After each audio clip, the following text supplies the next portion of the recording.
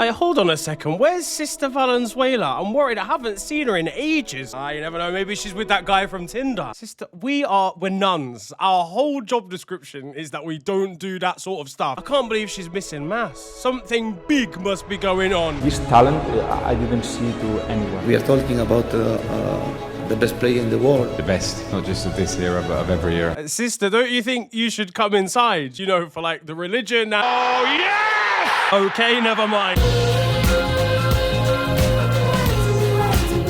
Yo guys, it is your boy Nirin here, and you are watching FTW. This, of course, the series where I bring to you the best and more frequently the worst what football has to offer during the last 7 days. What's been kicking off in the world this week? Well, it's been an eventful week. Ooh, what's this button? What's he doing? One that truly makes you realise the World Cup is being hosted in America in 2026, and that makes me want to throw myself into the stratosphere. It's like holding a sobriety meeting in Jack Grealish's living room. Hey guys, I'm Eliza, and I'm 12 minutes so fuck off, are you? Let's get the drinks in. This was also the week in which the government decided to test a countrywide emergency notification in case North Korea remember where their nuclear button is. Fuck's sake, not again. And quite frankly, it scared us all shitless, even though we knew that it was coming. Alarm bells, though, were ringing for football fans for other reasons this week, as it was an international break. Every day I wake up!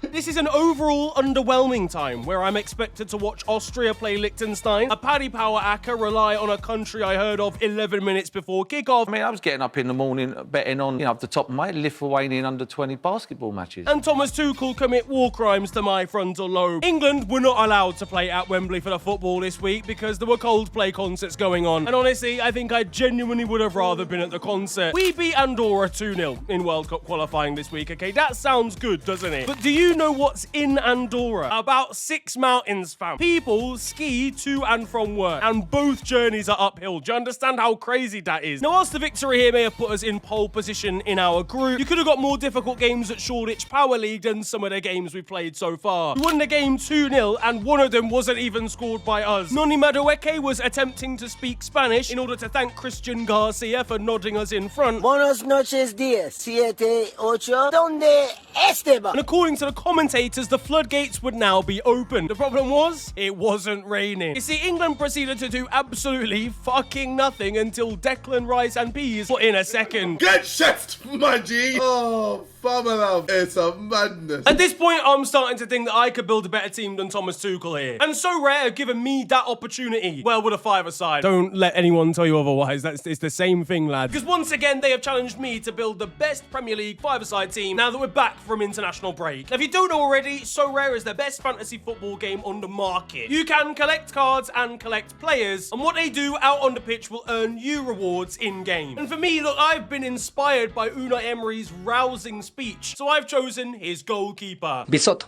Marco Bisotto. Marco Bisotto is the first signing to this team. I can earn prizes like matchday tickets, shirts of my choice, or the chance to meet legendary footballers. Helping in that quest is a card and a man that I already have, and that's Tottenham defender Mickey van der Veen. But at price, he was crazy, and with the new card animations that So Rare have got for this season, he looks even wavier. Just look at that, bro. That's insane. Mark Gay, he might not be signing for Liverpool, but he'll be enthralled to know he's joining me. He won't care. He doesn't give up. His form right now, scintillating. Another man in form is Super Jackie Grealish. He's my bubba, and I'm bringing him in. And of course, last time we copped Arsenal's new number 9, Victor Gyökeres, to bring home the points in terms of goal scoring. And you yourself can bring in some players like these by using my link down below, which gives you an exclusive €150 welcome offer. So make sure to join So Rare down in the description. Honestly, there are benefits to watching the Three Lions under Thomas Tuchel at the moment. You know you're at least going to get 2 hours of sleep tonight, so there's at least that. We play Andorra relentlessly, by the way. We're always drawn against these lot. You'd think we'd have thought of a way to slap them a little bit more by now. We had 11 shots all game versus ski instructors who had 17% possession themselves. The referee genuinely had more of the ball than that. How they managed to find 8 minutes of highlights to slap on ITV's YouTube channel, I'm not sure. But given the amount of Arsenal players in this squad, it makes sense as to why it was boring as fuck. One woman in the crowd even decided she'd rather research kettles on Google than watch this game happen in front of her. Honestly, if you thought Gareth Southgate was a vibes terror, terrorist, and I've got some news for you. Tuchel ball so far for England has been the whole organisation. Speaking of potential suspicious packages, and Trent Alexander-Arnold caught us all off guard during this one, posting an underwear shoot mid-game. Now, he of course wasn't picked for this squad. Thomas Tuchel having some harsh words for him via FaceTime. Alexander-Arnold,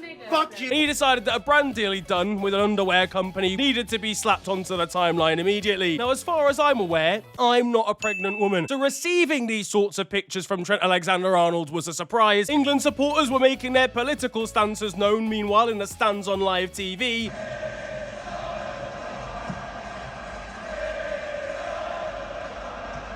But fair enough to Andorra at the end of the day. We talked about how boring England have been, but they reduced us to 2 goals. Across 90 minutes for a micro-state like Andorra, that's impressive work. For us, some props to Elliot Anderson making his debut and earning man of the match in this one, and Reece James's hamstrings for somehow surviving long enough to put a few good crosses into the box. Next up for England, though, would be our biggest test of the Thomas Tuchel era. No more Andorras, no more Latvias. We were facing off against the Serbian side with a point to prove, and most likely knowing the Balkans a fight to have. And that is, of course, why we won the game 5-0. What in the flying? I don't know what's going on. Yeah, look, I've seen enough, yeah. Forget the last segment before the, yeah, we're winning it all. Bitches all over Serbia were left in complete disarray after we actually executed the foreign concept of trying to score more goals after going 1-0 up. I just want to stress, by the way, it's not actually a concept that is foreign. I don't want to alert 47-year-olds called Gavin and have them paint an England flag on a roundabout again. Go back to your jobs. Instead, a patriotism-fueled England side slapped up Serbia, seeing Noni Madueke score his first goal for England after a beautiful assist. And it also saw set-piece terrorism arrive onto the international stage too. Arsenal Football Club's influence even stretching as far as the referee, Leandro Trossard, clearly investing in his side hustle to officiate this one. And a disappointing result, obviously, for Serbia, shipping 5 goals, but more importantly, scoring none. Then again, they had Dusan Vlahovic up front, so it shouldn't be too much of a surprise. Now, if you thought that was a slapping, there was full-on gang violence in Lapland or wherever the fuck is going on up in that. Norway absolutely mauled their World Cup qualifying ops with an 11-1 win, becoming the second biggest in tournament history. They think it's Moldova. It is now. With 5 goals and an extra 2 assists in 190 minutes for Erling Haaland, earning him the extremely rare 10.0 foot mob rating. There was even a chance for another Norwegian in the form of Telo Asgard to score 5 goals in the same game too. Norway even scored an own goal in favour of Moldova, so the game actually finished 12-0 if you think about it. Martin Odegaard couldn't believe his eyes, by the way. So this is what scoring goals actually looks like. Meanwhile, Opta were having a hard time trying to actually work out the score by the 75th minute. Moldova's goalkeeper must have been getting the government notifications halfway through this game. It's been a long fight. It's been a long fight, and I just had to have a warrior spirit. To be fair, I have no idea what I would do if I saw a 7'11" meat shield bearing down on my goal for a 14th time in the game.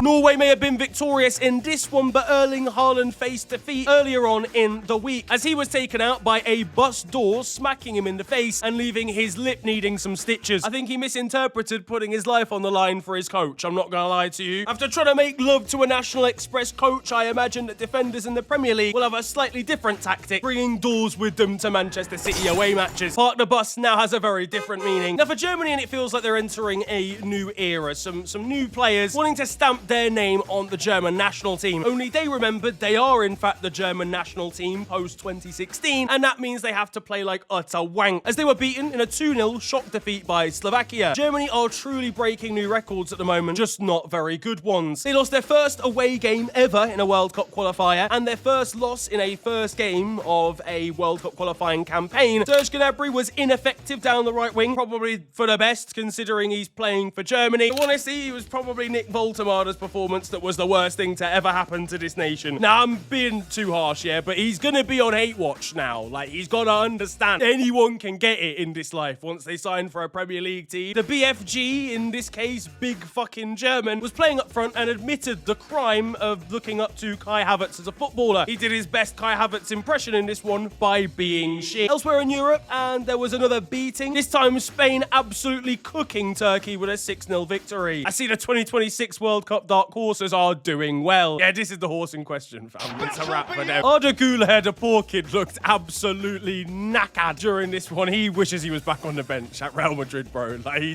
doesn't need to accept this anymore. And he clashed with his El Clasico youngster rival Lamine Yamal during this one. Understandably, pretty frustrated during the match, but Lamine Yamal was the one frustrated at full time, as he lost his passport, frantically searching through it on the coach. Is Lamine Yamal even old enough to have a passport? Turkish border control were not having it when Lamine tried to prove his age with his Year 6 library card. It's clear to me that you've got a forged passport. Now, Italy were due to face off against Israel this week, and it was a chance for Gennaro Gattuso to try and turn Italian fortunes around. You see, whilst one nation in this clash has been committing war crimes off the pitch, the other has been doing its criminality on it. They are sleepwalking towards yet another tournament that they don't even make it to, but thankfully for them, they came out on top in a 9-goal classic.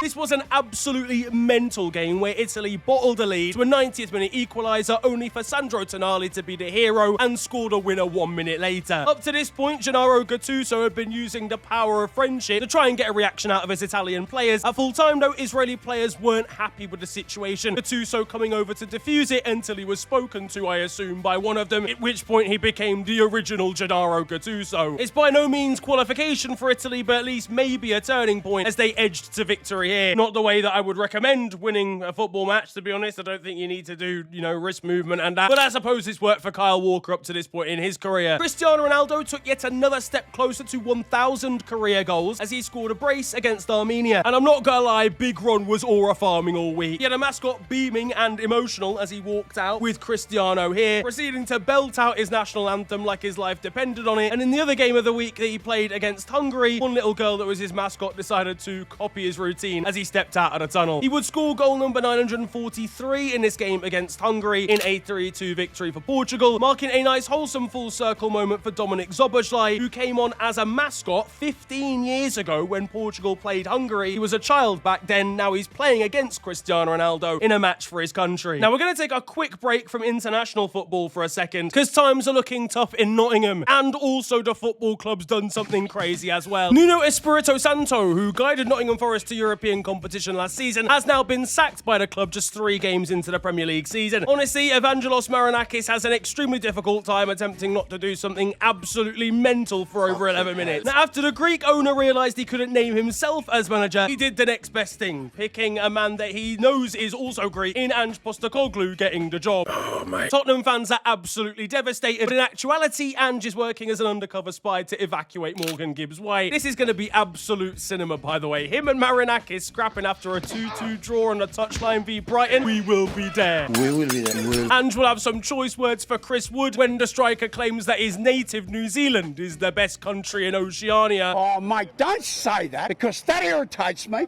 and I punch blokes in the mouth for saying that. Meanwhile, you've got to wonder how Forest squad are going to deal with the intensity of Ange's tactics. Poor Milenkovic is going to look like he's running in quicksand with a high line here. I'm transferring my Forest defenders out of my FPL team, bro. I've seen this script before. They've got more chance of keeping a clean sheet if they hop round the corner to Hooters. Real Betis tweeted they'd be happy that they're playing Ange and Forest in his first season at the club rather than in his second, in which he always wins something, even at Spurs. Little do Forest fans know that his plan is to get the club relegated so that he can win the championship in his second season instead. Speaking of Forest supporters, they all seem pretty fuming, quite naturally, after everything that Nuno's done for them. Let's be honest, they're pretty used to Marinakis acting like he's on a psych ward these days, but sacking a man who got you Europe for the first time in decades, 3 games into the season because you had a disagreement with him, is absolutely mental. Let's just hope for their sakes that Ange can come in and do a pretty good job. Elsewhere in Premier League news, and we might need to do a different kind of check on former referee David Coote.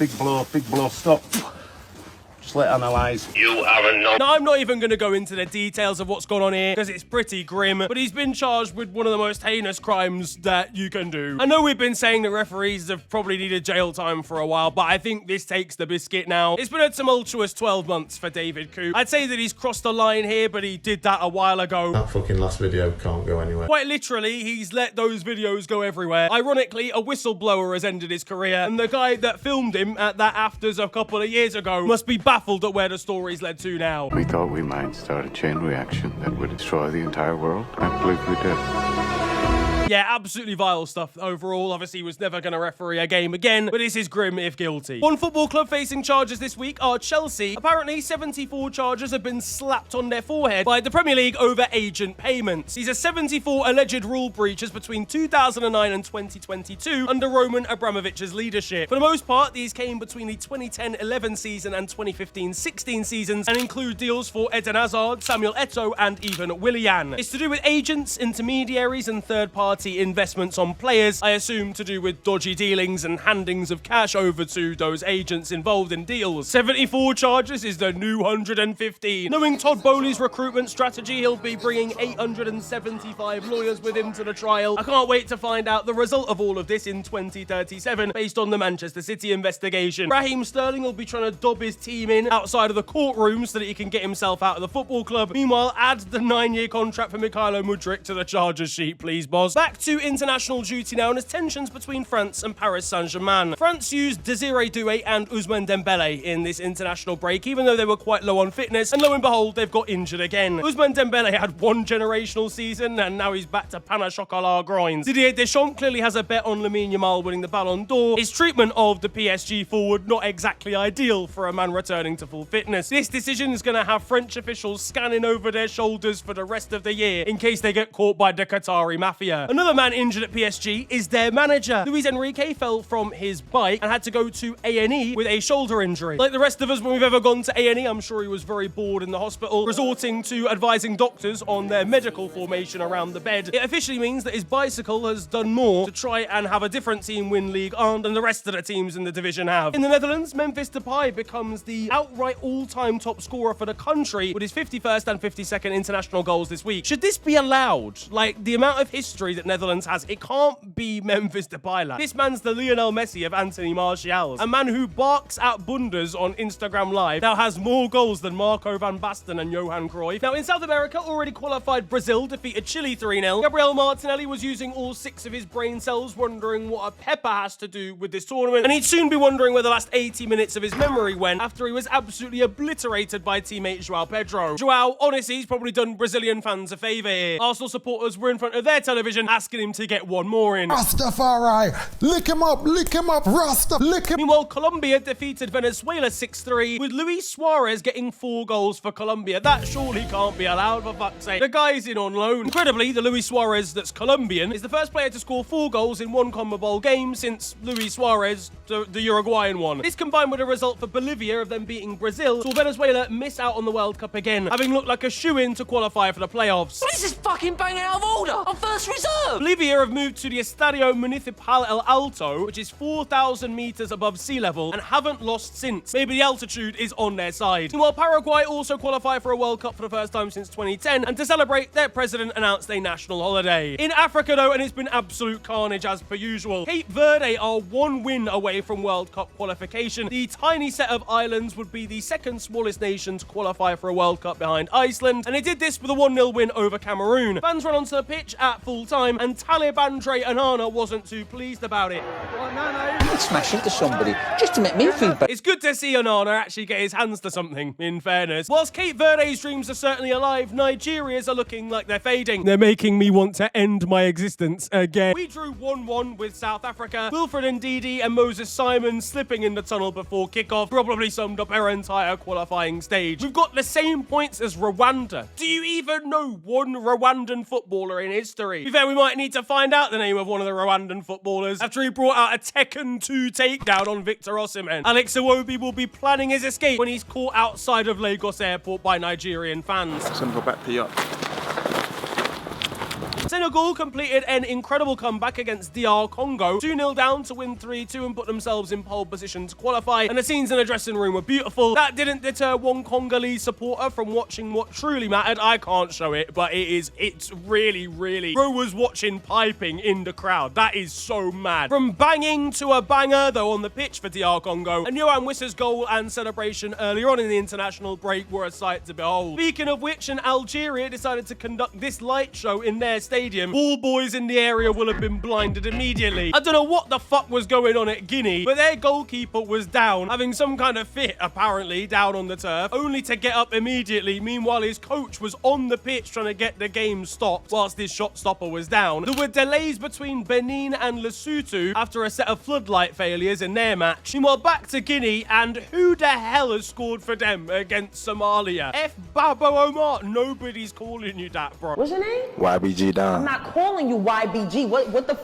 is your name? Back in Europe, and a sinkhole opened up on the pitch in Austria's qualifier against Cyprus. And maybe that's what injured their manager, Ralf Rangnick, having to cycle over to fans because he done his ankle in recently instead of walking over. Nobody tell Luis Enrique about this possibility. He won't have a collarbone to his name. He was passion in the stands from this Scottish supporter, belting out the national anthem so much that only his nose has gone red. I've never even seen this before. You're gonna give yourself a hernia, big man. Meanwhile, Alexander Isak could be seen counting the amount of weeks that he decided to boycott Newcastle United training for. Kosovo's under-21s were due to play Spain's under-21s this week, but Spain don't actually recognise Kosovo as a nation. So when they announced the game was happening, they basically called it the region rather than the country of Kosovo. Kosovo's Twitter admin didn't take too kindly to this and decided to name Spain as the region of Andalusia instead. Yeah, it's a shithousery award. I like geographical pettiness. Shout out to Georgia's players who were in a selfless mood this week, protecting their young mascots from the torrential downpours above them. Though things were pretty selfish between China and Australia's under-23s, both teams needing a draw, they decided to literally just play it round the back for the entire match so that they could both qualify. Now that it's time for your goals of the week, and we start on, well, more international duty. An absolute screamer coming in from Uganda versus Mozambique. This is a proper AFCON goal. Honestly, I love African World Cup qualifiers. They're the greatest. An Inverness Caledonian Thistle in Scotland now, and this might seem like a bit of a messy goal, I'm not gonna lie to you, but the context of this one brings it into goals of the week. It's Liam Soul scoring a 93rd minute winner Olympico directly from a corner against Stirling Albion. The final goal is one from distance. It comes from Zico Bailey in the US Championship, who's looked up, seen a goalkeeper off his line, and absolutely pummeled it into the back of the net over him. Hello all, and welcome to The Beautiful Game, the segment where we take a look at the poetic and brilliant side of the game that we love. We are back by popular demand for yet more glorious beauty. What about that? Send him off! Send the drifting off! Get him off the field! And that concludes The Beautiful Game. Now over in Spain, and it's time for Agent Mbappe. Ibrahima Konate revealed his French teammate has been calling him every 2 hours about him leaving Liverpool and joining Los Blancos. Get your fucking hands off him now! Liverpool supporters will be kidnapping Konate before the next international break so that he can't have these conversations. You gotta get the chopper on your lap! Get the tunes on! Oh, it's actually gonna happen again, innit? Ban Florentino Perez from Liverpool, man. The joke's on him, though. Will be getting the last laugh when he realises he's got to cover defensively for Trent Alexander-Arnold again. Staying on the Real Madrid theme, and they are allegedly going to be boycotting the Ballon d'Or ceremony again. This after Vinny Jr. didn't win the award in 2024. We get it, you think he should have won. Grow up. Like, everyone stopped caring other than you. Florentino Perez could be seen rejecting French football's invitation. Meanwhile, L'Equipe will, I'm sure, be left devastated when Real Madrid miss an award show they weren't going to win anything at anyway. Ballon d'Or winner of the future might well be Marcelo Jr. though, as he pulled out this absolutely filthy nutmeg on his own dad. Meanwhile, Jude Bellingham was caught in pictures with his gal on the beach. Fucking hell, Trent Alexander-Arnold looks a bit different here, doesn't he? In Germany now, and according to Victor Boniface, life is like a shoe. You cannot drink a cow because the earth is carrot. Think about it. Oh yeah, that's my favorite saying. Maybe he failed his medical at AC Milan and it wasn't a physical problem. Eric Cantona must be left devastated realising there's someone even more mental than him. In Italy, meanwhile, Luka Modric tweeted that age is just a number. I don't know. I think that's a bit dodgy, mate. I mean, Karim Benzema was his teammate, to be fair. Meanwhile, down in the lower leagues and in the 6th tier Italian football at Manduria, their extremely glamorous vice president, dressed in a full-on ball gown, big dress, with high heels on as well, came on, I think, to like start a game or rant at somebody. Either way, the referee was not fucking having it. He sent her off, gave her a red card and gave her the middle finger as she went off the pitch. And in France, one Toulouse fan dedicated to running every single scoreline that his beloved side play out this season, which I'm sure he thought was a great idea until they lost 3-6 to PSG, meaning he's got to run an entire fucking marathon. Now, at Farnham Town, there was an unusual mascot, maybe the tallest of all time, as Peter Crouch appeared as a mascot for the non-league side after losing an FPL forfeit last season. Deduction. He towered over Jack Dean. Honestly, if they were behind late on in the game, surely they've got to bring him on. I'm 44 years old. Liverpool fan Florian Turler broke the Guinness World Record this week, owning 1,047 football shirts, all from one club. Can't help but feel his wardrobe might be a little bit cramped. Fulham still raging after a VAR mistake led to their youngster Josh King having his goal disallowed against Chelsea, awarded Josh King with the club's goal of the month. The copy of this is so petty as well. I absolutely love it. It's a shithousery award for the West London side. At Liverpool, Milos Kerkez revealed that one of his ex-teammates used to do his trims for him. Oh, I had terrible haircut in last one. Yeah. So have you left your barber in Bournemouth? My barber was clever, mate. Justin was cutting my hair there. You let one of your teammates cut your hair? Yeah. Well, did you lose a day or something? Meanwhile, Lucas Fabianski's had a busy summer. He's left West Ham to go to West Ham. Yeah, he's re-signed for the club after Wes Foderingham left them. That probably sums up West Ham's transfer model, I can't lie. Emmanuel Dennis was being interviewed on Sky Sports after leaving Nottingham Forest and clearly had places to be and clubs to negotiate with. We wish you well. Thank you so much. Thank you, Emmanuel. Yeah, bye.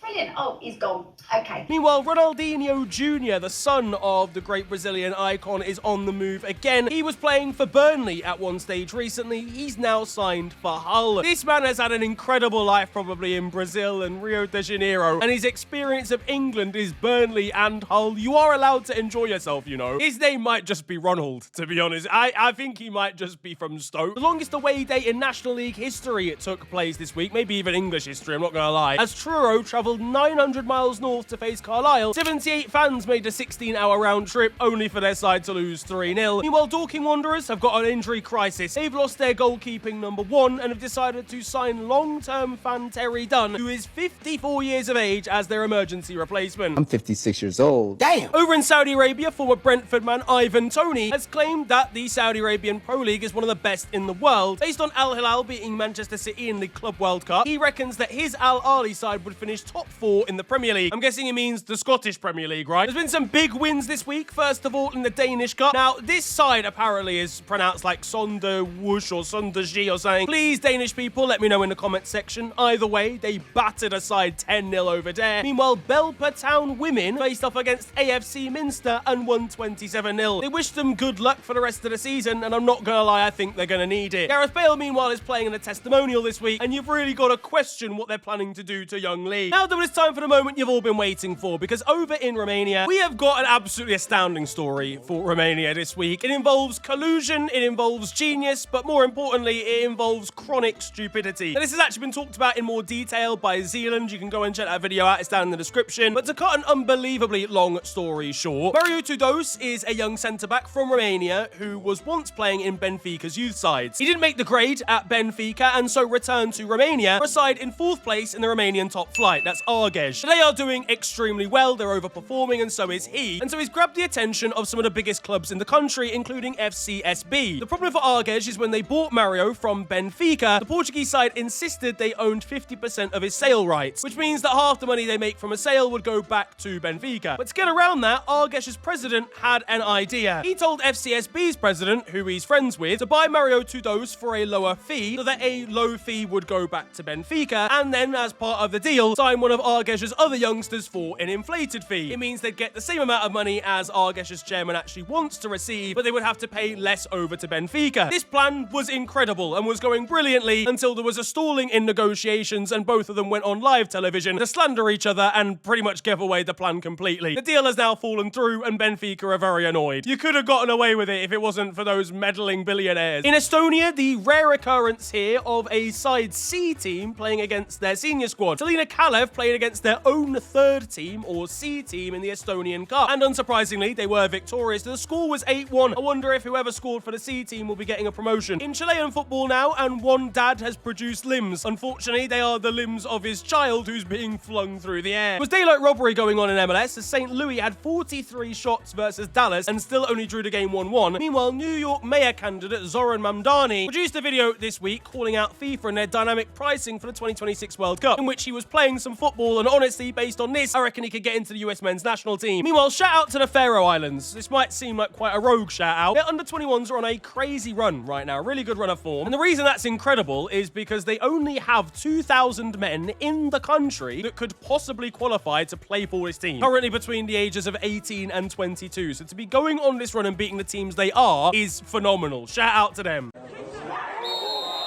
Now though, time for Still 0-0, and you guys know the score by now. This is a segment of the show where I bring to you the best of Sunday League and amateur football, and honestly, this week, I'm bringing you the best. Today, we're shining a light on some incredible athleticism. Because take about this striker who's chested the ball coming in towards him and has unleashed a bicycle kick for a last-minute winner. If this is getting filmed and I'm scoring it, I'm not letting a single person forget that I did this. That is crazy. On to the weird stuff though now. First of all, we head to Switzerland and infamous club owner Christian Constantine. This man has featured in FTW quite a few times. I don't know if he still owns FCC on. If you want to read up about him, there are many crazy batshit mental things this man has done. He decided he wanted to be in the limelight again. The 68-year-old playing in a gala match or charity match, he insisted that he would play this game in a set of Dior trainers rather than football boots, and that cost him. That cost him both his thighs. Yeah, he managed to tear both his thigh muscles at the same time. How'd you even do that? One elderly man not suffering with those sorts of injuries, though, is 82-year-old goalkeeper Lamberto Baranga. Lamberto here used to be a goalkeeper in both Serie A and Serie B during the 60s and the 70s, and the longevity of his career knows no bounds. He is still springing around, making saves left, right, and centre in Italy at the age of 82, and is looking to make a comeback in the 7th tier of Italian football this season. But finally, we head to Australia for one of the most ridiculous postponements I have ever come across. Shout out to the sweeper for this one. You might notice them in FTW quite a lot. They're an incredible podcast, and they've got a peach here coming from Australia, where a peach at Jerrabombera Regional Sports Complex has been shut down for a month because a protected, and I'm assuming very rare, native bird laid an egg on the halfway line. Somebody just pick up that egg. I'm not being funny. A cracking reason though for a postponement. That though is going to wrap up football this week, and I hope you have enjoyed it. If you have, then feel free to slap a like on the video, and of course subscribe if you are new to the channel. You can also follow me on social media. It is at the official FNG on Twitter and on Insta. It's been a pleasure ranting at you guys today. Have a wonderful day, enjoy yourselves, and goodbye.